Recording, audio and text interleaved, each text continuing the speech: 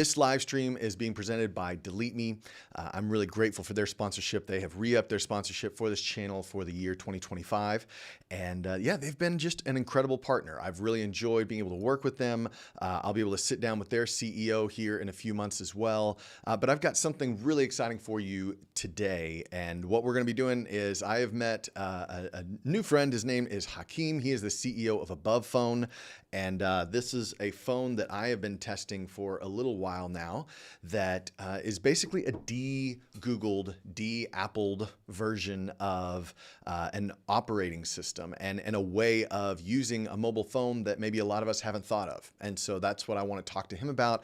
What does it look like? How do you extricate yourself from these walled gardens, and what do we do about that? So I hope that you are looking forward to this as much as I am, and I am going to go ahead. Let's see if it is possible to record, making sure that we're recording this. Okay. Well, I'm going to go ahead and bring on our guest. His name is Hakeem. Hakeem, thank you so much for taking some time with us today. Josh, it's a pleasure to be here. Thanks for having me. Yeah. And so just give me a quick introduction to Above Phone, how long you've been working with them, and like your just background in this space. Cool. Yeah. So my name's Hakeem. I'm the founder and CEO of Above Phone. And yeah, our company was born out of the pandemic when a lot of us stayed indoors and were just on the internet. And I think a lot of people were becoming aware of how important privacy was at the time. And so working within the community, I saw a lot of people were being taken advantage of by scammers and spammers, and then a lot of groups were actually being censored by big tech companies. And so I was trying to figure out what is the right way to change this relationship with technology so that it doesn't have so much control over our lives and really be as self-reliant as possible. And at the time, a lot of people were coming to me asking for tech advice. I started writing for a blog called Take Back Our Tech, and we released guides on switching over to Linux, switching over to de-Googled phones. And eventually there was so much demand, we decided we would build a whole company around it. So we went on this really long journey of figuring out all of the open source solutions one could use that were not just an alternative to big tech, not just an alternative to Apple and Google, but were actually better in the way they treat you and better in the functionality. And 6 months of research later, we ended up with Above Phone, which is this phone you see to the right of me. And I know you've been checking yours out as well. So appreciate you giving it a shot. Yeah, absolutely. And I mean, my understanding is, a lot of the people that are looking at something like an Above Phone or looking at a phone, let's just say that has an open source operating system as opposed to something that has, Google or Apple, right? So traditionally, when people think of an operating system on a phone, they're thinking of iOS, or they're thinking of some version of Android, whether that's Samsung or Google's Pixel or something like that. Mm-hmm. Can you explain what would be the primary differences between that and then going with an open source alternative? I know you guys, I think, are based off of Graphene, which is an open source system. And I'm sure that there are plenty of others out there, but can you kind of just briefly explain what the primary differences there are? Sure. There's a whole layers of differences between a proprietary phone, as we would call it, coming from Google or from Apple, meaning that you can't look at the code and see what it does. So we kind of have to make educated guesses based on looking at the phone's network connections. And there's been independent researchers seeing that Apple and Google phones are connecting back home every 5 minutes. And they're also sending things like unique identifiers and logging different important parts of the phones, anything from your contacts to different notes. And we can't be exactly sure what we're sending, although we have some confirmation, but we just know that there is a lot of information generated. And it's estimated this is from Google or Google users alone in the United States. The number of users in the United States generate 1 terabyte of data that's 12 gigabytes of data every 12 hours. So that's a lot of data being sent from our phones, and those are just the logs. And there's all these things happening inside in the internals of the phone which you can't actually control it. You might be given these privacy options, but they don't actually change anything within the phone. So a de-Googled phone is the operating system is transparent. Like you mentioned, Graphene OS. There are 0 connections to big tech by default, and we verified this when we first started working with the technology. And the public service announcement: not all de-Googled phones are the same. Were some at the beginning that were connecting to Google, so there's all these different features you can use on de-Googled phones. But the main difference is you're not being tracked and into these huge databases, and I can get into more of that. But there's things like location databases. There's the advertising databases, and you basically disconnect yourself from that part. Yeah. So let's talk about that for just a moment. So I've got, let's say, my iPhone right here. Okay.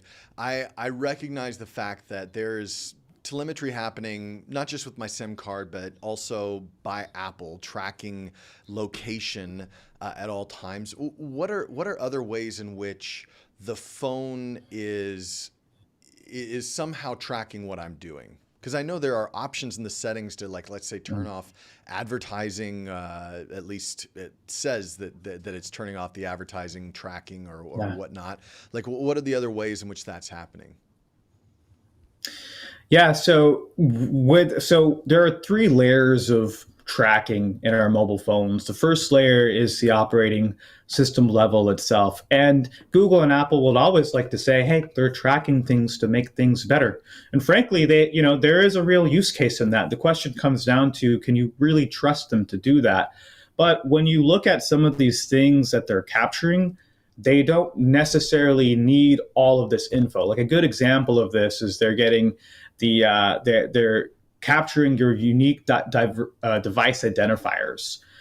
So there's IDs like the phone's IMEI that get sent to Google and Apple. They don't necessarily need that, but they're using it because they've registered your device to you. And they can also use other IDs like your Android ID or your Apple advertising ID.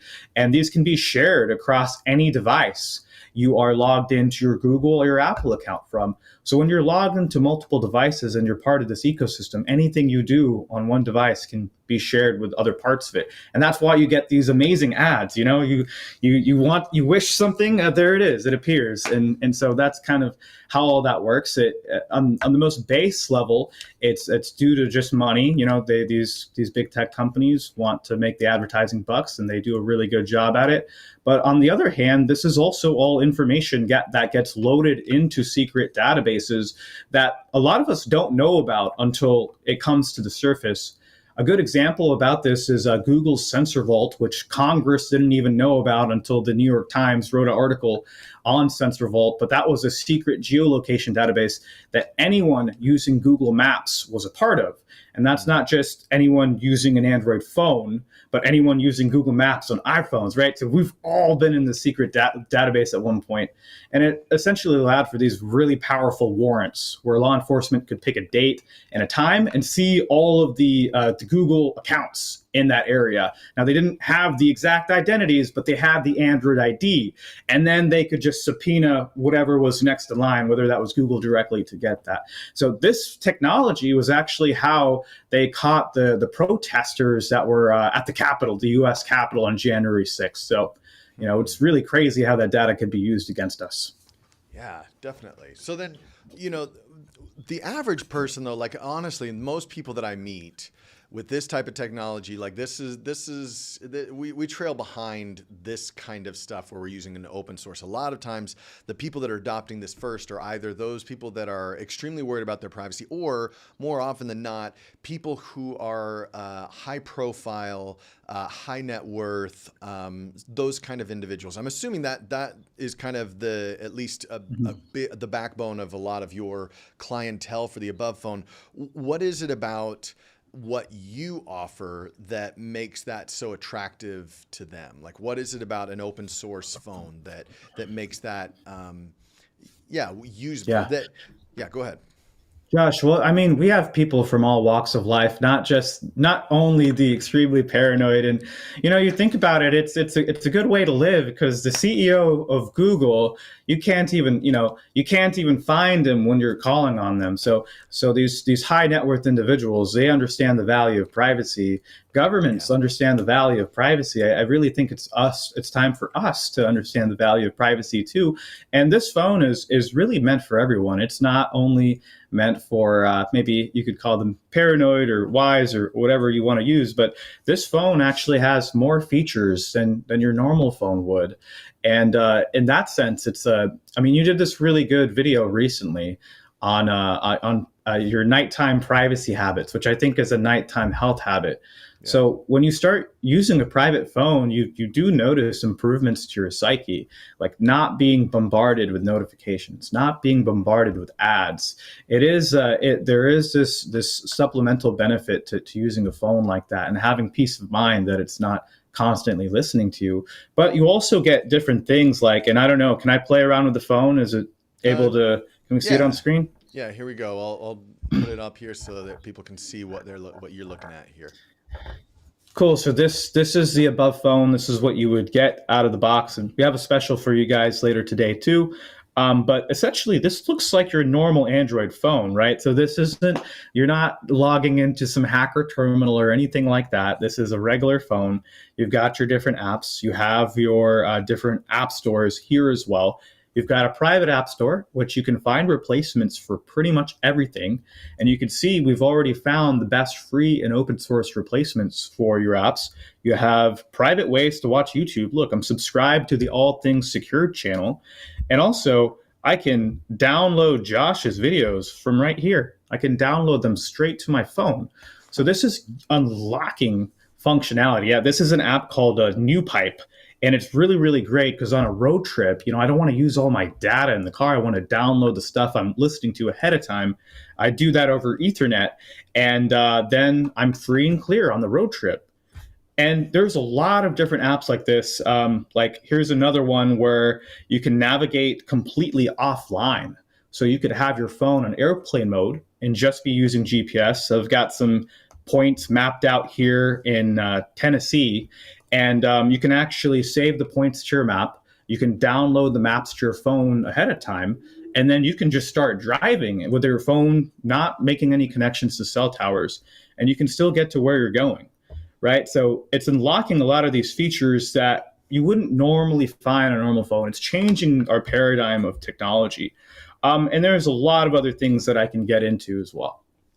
Yeah, that's really fascinating. And I think from the perspective of somebody that has been using like an iPhone or an Android phone for practically their whole life, I think there is, and I know this is true for me. There's a fear of moving away from everything that you're used to and everything that you've already become comfortable with, right? Okay, so I use iMessage with my family. I mean, a lot of this it's not just adopting a new operating system, like to live life without Apple and Google means you have to actually change some habits and change some I guess even apps that you're using. Is that correct? Like what are the primary things that you've seen that people have to change, either habits or apps, in order to live without Apple and Google? Yeah, there are some downsides of the big tech infrastructure you leave behind. iMessage is a big one. It doesn't exist outside of an iPhone, and that's unfortunate. But that's an Apple's court. What we can do, Josh, is this isn't just about usability for us, but when we're using these technologies, I like to think about it as we're building a network, and the technologies we invest into that are open and free, hopefully more people will be able to join. Will be able to join those ecosystems, and enough of us are on it that it actually gives us as much value as iMessage or FaceTime. And to tell you what you would use on the above phone, you would use something called Jitsi, which I'm sure you've heard of before. But this is a video conferencing tool. And if you want someone on an iPhone to use this, it's actually really easy. You just join a meeting here. And then once you join this meeting, you can send them a link, which they can join from their iPhone or they can join from the web browser. And this is a video conference. It's end-to-end encrypted. It's really, really great. And it's not iMessage. But see, the people with iMessage, you have to also realize too, when you use that actually means your text messages and calls go to Apple before they even go to your phone, right? Because Apple's kind of being the middleman with all that infrastructure. So it just doesn't have to be like, this doesn't have to be like a cold turkey type of thing. A lot of our customers will get the above phone to kind of experiment with and to start pulling different services off of, and they'll still keep their iPhone for doing things like FaceTime and group messages that are really important.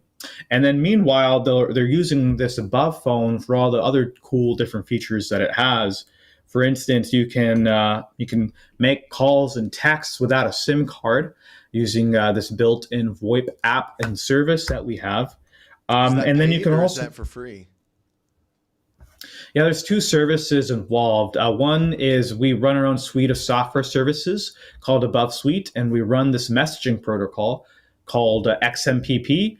And so this protocol lets you send messages, it lets you make calls, it even lets you do video calls, but it's only for one-to-one person. And then there's another service on top of that called JMP, and this lets you register a US or Canada phone number and do calls and text messages straight through this app on the phone, which is called Chiogram. So this is a really, really fun one because now you get to have two phone numbers on your phone. And it's really, really great to use too. You can see that people are calling me, and when I call them, I just appear as a normal phone number too. That's really interesting. Okay. So because I've been doing the same thing where I've got my iPhone, I've got the above phone, and I have Nice. just because I have the above phone doesn't mean that I've thrown my iPhone away. I am using both of them still, in part because I haven't fully understood how to remove myself from the Apple ecosystem entirely. But I haven't, I had put a data only SIM, or it was an eSIM into the above phone, and I have another one that's just a straight Graphene OS phone that I've been testing as well. So it does. I don't even have to do that because I could just use these Wi-Fi. messaging and phone apps over Wi-Fi. Is that correct? That's 100% right. You just need to be connected to the internet. And in your bedtime routine video, you talk about not wanting to get a call or a text message at the middle of the night. That would never happen. But what if I told you you could actually get a call or emergency text message in the middle of the night and not have your sleep disturbed? And you could do that by connecting your phone through Ethernet. So it could be on airplane mode, not generating any radiation at all. And then, it could be there to go off if you want. Now, in my house, everything is wired for Ethernet. Like there's dongles galore. People come over, they ask, "What's the Wi-Fi password?" I'm like, "No, sir. Here you go. Here's a dongle. There you go. Play around with that." Really? And yeah. Yeah. Now, can I ask, quirky. what is your reasoning for that? Like not wanting to have Wi-Fi in your home. What is the risk factor that you're optimizing for?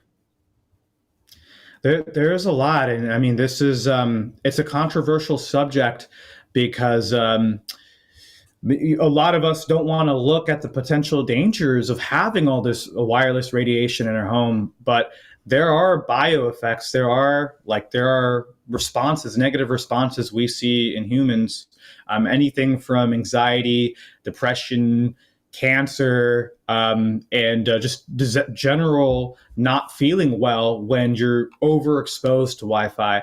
And nowadays, the Wi-Fi routers are extremely powerful. I think one thing everyone should be doing is to get a meter and put it next to your microwave, see what the power output is, and then put it next to your phone. And you're going to find that they're really not far apart. And, as I've learned so much about our cells and how they work, like electrical signaling is the basis for a lot of their communication. I mean, they use electromagnetic waves to communicate within it. So, I think there's a lot of disruption that can happen. Now, for anyone who's interested in the science, there's a consortium of scientists. They're called the Bio Initiative 2012, and they have released like a mega collection of every study that has shown negative effects to wireless radiation. So I encourage everyone to look at the science and, think for themselves and look into it. Personally, I am sensitive to it. You might have heard people that are sensitive to it and they feel the effects. I'm one of those people. And so a lot of our customers care about this, and we've got solutions for them. Interesting. Would you be willing to walk me through, you mentioned a couple of alternative apps that are either free and or open source, alternatives to Google Maps or alternatives to, let's say, Google Meet or Apple FaceTime. Can you kind of walk through from the App Store, because I know that there's a different type of App Store to the kind of apps. Would you be willing to kind of share some of those alternatives and whether or not they're free or paid? I think a lot of them are free, if I remember right. Totally. Yeah. That's one of the best things is you won't be paying for apps anymore unless you want to sign into a Google account, because that's how that works. So, so there are two app stores you can use on the Above phone. One is Aurora Store. Aurora Store is made by this gentleman, Rahul, and he's basically like so many people use this app, but it's a way to download apps from the Google Play Store anonymously. Now, I'm going to show you the really cool thing about Aurora Store. Now, Josh, have you ever gone into the store and then found a snack you like, and you look at the back and you read the ingredients and it's a bunch of stuff. You're like, what is this actually? What am I putting in my body? Yeah. Well, Aurora Store is exactly that, but for apps. Now, look at this. This is Adobe Acrobat Reader, reading PDF files on your own. What privacy implications could it possibly have? Well, Aurora Store will tell you how many trackers are embedded. So you can see right here, there's actually 9 different companies in this PDF reader. And so Google, Facebook's in there, Adobe's in there, of course. And, these are typically analytics and advertising services, but they can also be telemetry, and they have all the same permissions that the underlying app does. So on average, on the Google Play Store, there's 5 of these per app. It's ridiculous, and that's why most of these apps are free, because they're selling your data. So now, because you can read the nutrition facts, you can see what apps are junk food, you can make a more informed decision about what goes in your phone. So that's really cool. The App Store has a lot of the apps that we're used to using. Now, I would assume, though, that you still have, if I wanted to use Instagram, I would still need to log into an Instagram account. Whereas it looked like with YouTube, there was maybe a way that you could watch and download videos, which, by the way, normally you would have to have a YouTube Premium account in order to download videos. So you're saying that that's just something you could do for free using whatever this app was, right? Totally, right. And that's another example of this isn't just an alternative. It is better. A lot of these features that are paywalled you're getting for free. And so, Josh, yeah, you're right. You can get all these apps. You can get Instagram, you can get Snapchat, you can get Facebook. It'll work. It's not that you won't have these things anymore. You have the freedom to choose and to use these apps on the phone. And it's going to be a more private way to use them, but you're still going to connect to these big tech companies. So for the most part, everything except 3D games and some banking apps, those are the only apps that may not work on the Above phone because of its high security requirements. And then Google is enforcing these, which I don't think it has anything to do with security, but these new APIs that let the phone validate, hey, is this a fully Google compliant operating system? So those are a few of the apps that may not work, but I would say 97% of apps you would find on the App Store will work, including Microsoft Teams, Microsoft Outlook, you name it. A lot of big tech apps will work as well. Even Google's own apps, Gmail, Google Drive, you can still use those too.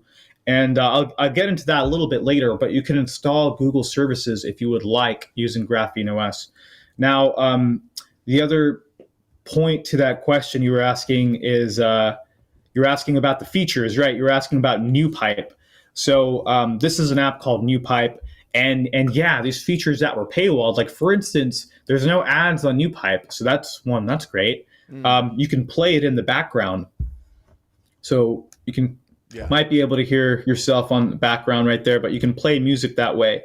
And it's those are some really good features you get. You can, and you don't have to sign in. You can subscribe to different channels. Let's see if I can go to my subscriptions here. There we go. We have everyone we've ever been on an interview with over here. So you can subscribe to it. You get notifications, you get updates. The only thing you can't do is comment. And, so yeah, still really cool. That's interesting. Okay, so you've got new pipe instead of the YouTube app itself. Is that something that's only available on an open source platform, the Graphene OS above phone, something like that? Or is that something that I could even start using on an iPhone or an Android phone? You can get new pipe on Android. As far as I know, I don't think there's anything for iPhone, unfortunately, but maybe there is. There might be a YouTube alternative out there. But F-Droid is a really good thing for anyone who has an Android phone to download, because these are the free and open source apps I was talking about. And there's plenty of alternatives for everything, typically more private, typically offline first or local focused. So this is the free and open source app store, and you can get all sorts of different types of apps here. There's Bible studies apps, there's Bitcoin wallets, there's VPNs, and they're putting new stuff on it every day. So I would say that, like, throughout figuring out what apps you want to use, you can look at the F-Droid store first, and then if you can't find it there, you really need to go to Aurora store. You can do that.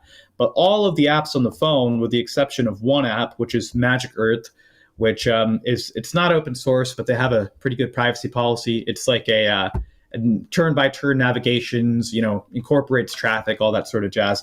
Everything else is free and open source, and we pretty much have all of the alternatives laid out here. Yeah, I did notice that. So I went through, just for my own experience, I took it's a Pixel 7 or a Pixel 6 personally, that I had purchased from Google, and I flashed it with Graphene OS. And it took a couple hours. I'd say it was not a difficult process, but certainly not something that my mom or dad would necessarily feel comfortable doing. The alternative, and what you guys offer, is the above phone, which comes, and it came to me. It's very similar. It's a Google Pixel phone that's been flashed with Graphene OS as an operating system, but then it had all of these apps and the privacy settings already set up. And I think that would be one of the big advantages of having the above phone. Are there other things that are happening behind the scenes with your phone versus just a traditionally flashed, Google Pixel phone with Graphene OS? Absolutely. Yeah, so it's a custom image, and so it's got all of the apps on there. It saves you a lot of time. It's also got a lot of the settings that would normally take some time to figure out and set up, already set up on there. And it's really easy to use. You just turn it on, put in your PIN code, and you're pretty much ready to go. You can start playing around with it right away, right? So for those of us that value time, it's really easy to get up and started. And we have excellent guides and knowledge bases on how to use this thing. So, you talk about how we don't necessarily need to get to perfection, but we need to find out what will work for us. And so what we've aimed to do is try to get 80% of the most important stuff, boom, done, right out of the way. And we've helped people from all walks of life. We've helped 80-year-old grandmas. The above phone has been the first phone a kid might get at 15 or 16 years old. That's kind of what we do, is we help people get onboarded really quickly. In fact, one of the things we do that not many other companies do is every time you purchase a phone, you actually get a free support call with a real live person. So kind of just like how you and I are sitting here, one of our support people would help you move everything over from your iPhone, your phone numbers, your contacts, your photos and videos, and get you set up on the above phone. So we take care of a lot of the support, education, the phone's already set up. And then we also have our suite of software services, which I'll mention really briefly. they're optional. You don't need to use them for the phone, but as you know, Josh, how important a VPN is, we offer that service. And so we offer several different services for a single subscription of $100 a year. Right now, those services are VPN, email, calendar, encrypted chat, voice calls, video conferencing through Jitsi, and an internet phone number and a search engine. So yes, you get all of those things for $100 a year. And we're using open source software all the way through. So that's what we do, is we want to give you the whole package right out of the gate, so you're off and you're running.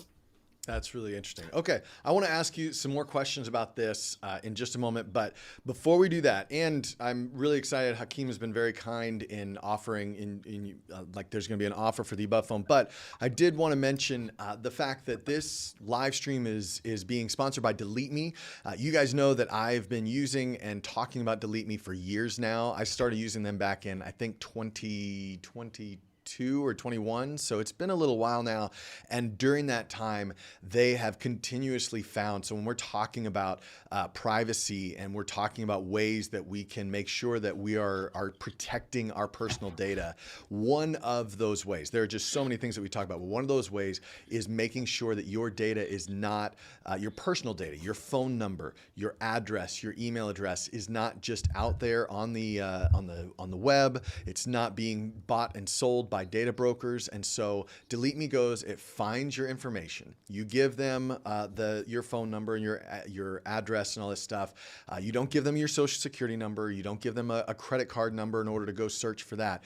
But you have them give you all this stuff, and you and they'll go find it, and they'll make removal requests on your behalf. And so this is something that I recommend for my parents and for a lot of people. It's just very easy to set up and use and just have in the background. So if you go to joindeleteme.com/allthingssecure, you can get 20% off of any plan. And so go ahead and grab that. There's gonna be a link in the description here.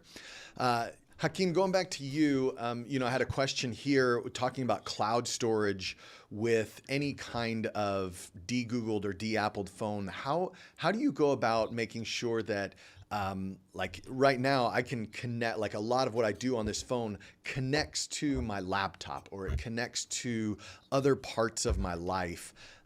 Is that possible when we're dealing with open source OS, when we're extricating ourselves from Google and Apple?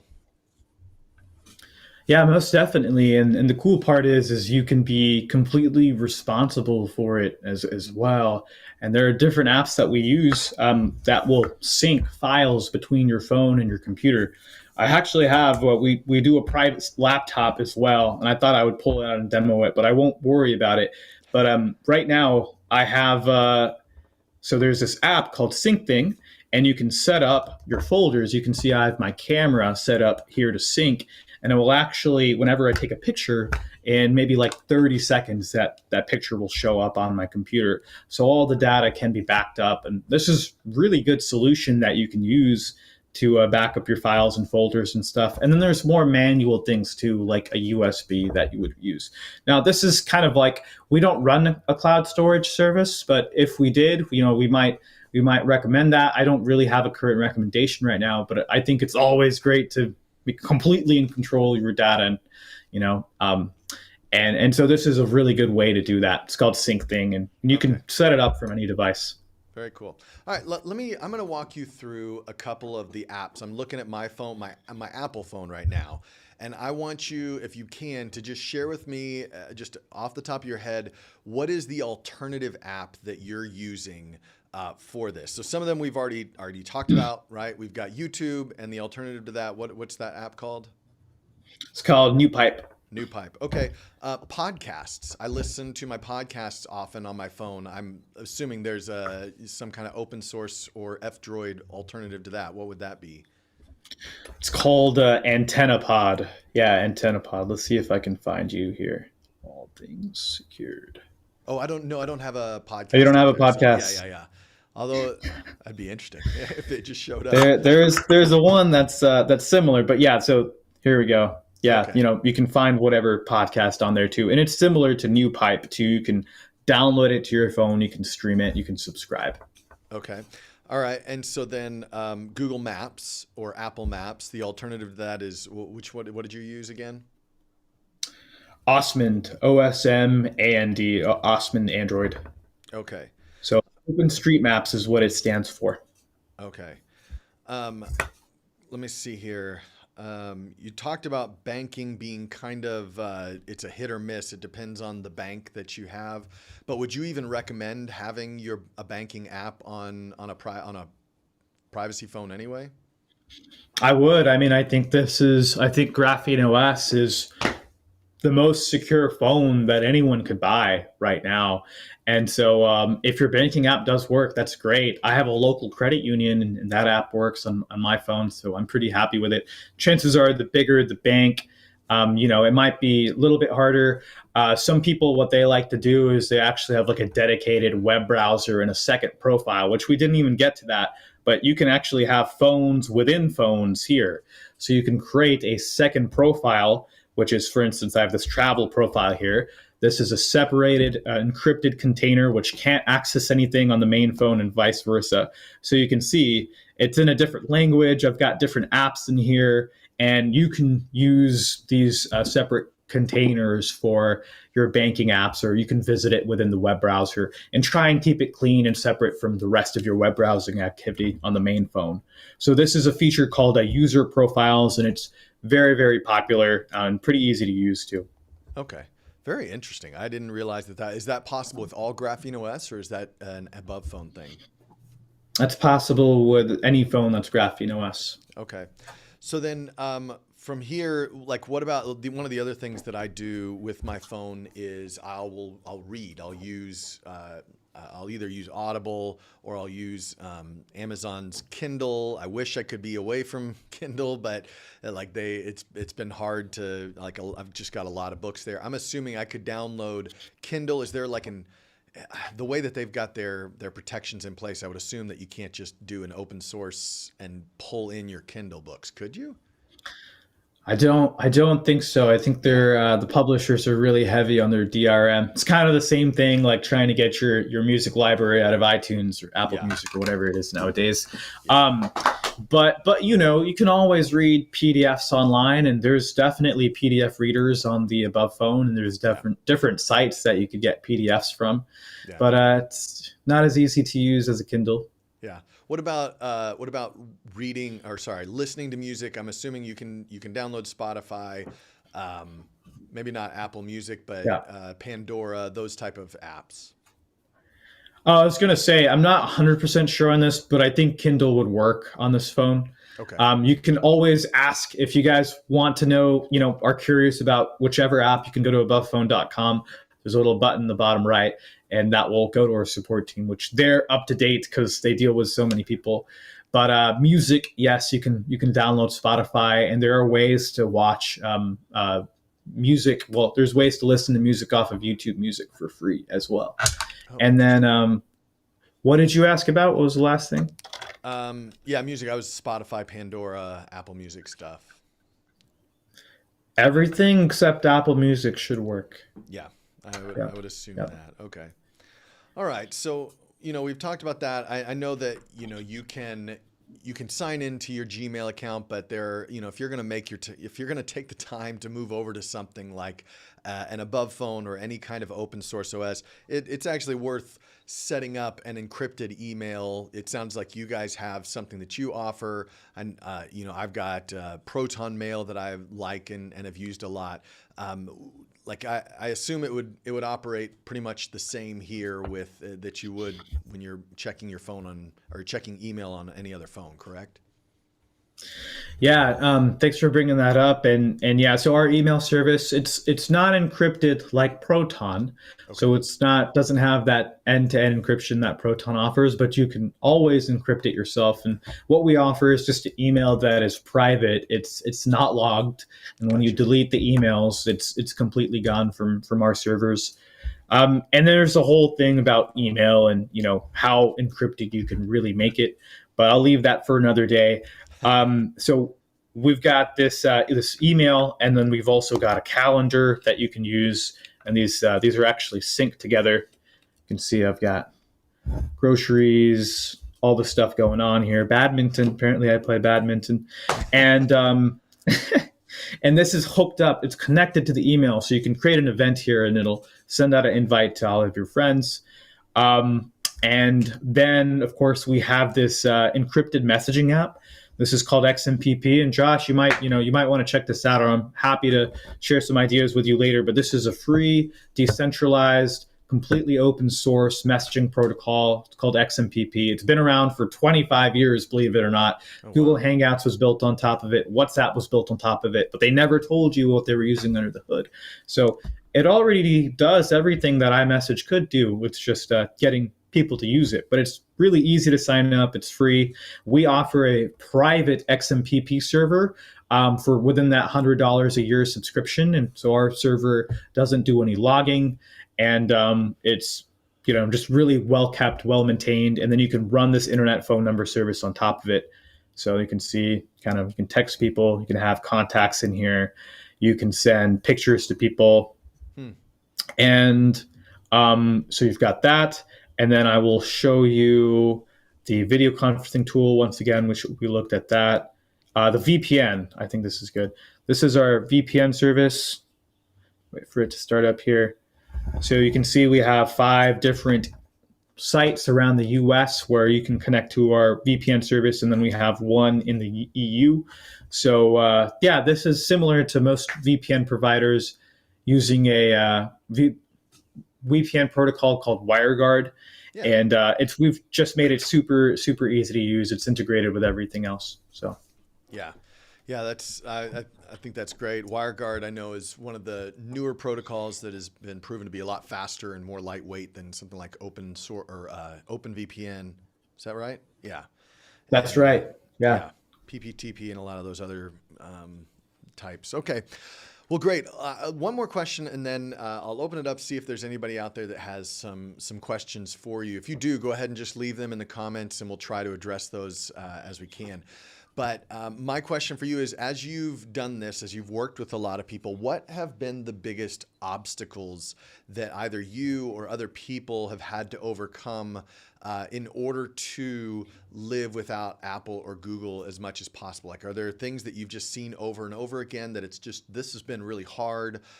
Or is it's just people, like, we build it up in our head to be more difficult than we realize? Yeah, I don't think, I think that people don't realize you can't send large video files through text message. I think iMessage has spoiled, people from not even understanding, right, how text messages actually work, because they're kind of used to the ecosystem on iPhone. So I think that's been the kind of the biggest piece of it. But we're building solutions around every single thing we can find. We're working on a solution that will you can upload a video to it, and it just sends off as a link, so you can send it by text message. I think for most people, we can meet all of their needs. There's only slight quirks or just different. It's a different mental model for most people. And then, of course, the people who really are bought into Google or Apple's ecosystem, they have to go to that transition process where either they switch their data over, or they make the choice, hey, okay, I've got an above phone, I've got a private de-Googled phone, but I will use Google Drive on it, because at least it's more private than it would be on a normal phone. And they have the freedom to do that. So that's it for most people. And then those people who are really dug in will usually keep that first phone to them. And that kind of works too, because as you know, making different identities online is something that works. So sometimes people want to create a new private identity online that they do their research with, or they, maybe they're starting a new business with. And so the 2-phone solution really works well for that. Yeah, I really like that, because I think even for me, as I was thinking through it, and like, okay, I'm going to move from my iPhone to, the above phone. And I was like, oh, like the anxiety over, I don't know how everything's going to transition, or how I'd be able to stay connected, let's say, with my family that's not in Thailand. it was a little overwhelming. And so I do like this idea, and I think it's good for people to hear this, because one of the things I talk about a lot on this channel is, hey, privacy and security doesn't have to be this like binary, you're either, not private and secure, and then all of a sudden you change everything in your life and now you're private and secure. It is a small step-by-step process. And so even just this idea, which is what I've been doing myself, of having both phones and maybe keeping my iPhone on airplane mode when I don't need it for, the day-to-day use, and using the privacy phone when, for most of what I'm doing, is a great way to just kind of take those steps and then slowly introduce the apps that I feel like I absolutely need on my open source phone. And then, try as much as I can to not be using the ones that require me to log in to different platforms, which is hard to do. It takes a little bit of time. It's it's all about that first little uphill run, and once you get over the hill, it really is smooth sailing. For most people, they learn in about 2 weeks, and they've got a really good handle on the phone. But yeah, what you suggested is a really good idea too. I mean, that actually helps your productivity, right? Kind of being in one zone for one phone and then being in another. So when you are using your family phone, it's all about connecting with your family and getting all of those things worked out. And then when you're on your business phone, it's all about business. It ends up making you more productive. And that's how I would like people to start thinking about this, as an investment into your own relationship with technology. So yeah. Well, we're going to close this up in just a moment with Hakeem by asking him how we can get started with an Above phone or with Graphene OS. But before we do that, I want to say one more thank you to DeleteMe, who sponsored this live stream. If you want to have your data, your personal data from your phone number, email address, your cell phone number, your physical home address removed from the internet, you can use their service. They continually monitor and make legal requests to take that stuff down. You can get 20% off using the link here, which is joindeleteme.com/allthingssecured. So Hakeem, as we close out here, can you share what are the best next steps for somebody who, let's say somebody who wants to just kind of dip their toe into this, living without Google and Apple, and then somebody who's willing to invest, let's say, a little bit into something like an Above phone? What are the options, next steps for them? Yeah, beautiful. I would think for the person who's dipping their toe in, you just learn more about what we got going on, and you could go to learn.abovephone.com, and I've done a lot of webinars on the subject. So if you're not sure, how am I going to communicate with people, what do I do, we have a bunch of different courses, and these are all for free too. You can just go in and watch them, put in your email, you'll be able to watch them. But we have a lot of different things here: breaking out of tech addiction, the security of Graphene OS, and open source navigation, all that kind of stuff. So if you want to learn, you can go there. Again, that's learn.abovephone.com. And then if you go to abovephone.com/ATS, ATS for all things secured, you can actually see some specials that we're collaborating with this channel on. And we have these different phones in stock here. So we've got the 7, the 9, and the 9 Pro XL here on sale. They're going to be on sale for the next week or so. And if you have any questions, there's this chat with us button in the bottom right. But these 3 phones, these are really solid phones at different price points. Of course, I recommend the 9 for most people. You're going to get almost 7 years of updates. So it's going to be a phone you can use until 2031, which is really, really nice, not having to buy a new phone in a really long time. And they're also really, really great phones. We've got tablets, which are actually running the same operating system as the phones. So you can do everything except put a SIM card into it. And that's something I didn't mention earlier. These phones will work with any cell service anywhere on Earth. You just plug your SIM card in, and you've got the text and calls working pretty much right away. We also have our Linux laptops, which we can get into later, but they're running an advanced version of Linux. Again, really easy to use. All the services that we mentioned today, you can also use on the laptops. So just ask us if you have any questions using this button in the bottom right. We'd be happy to help you.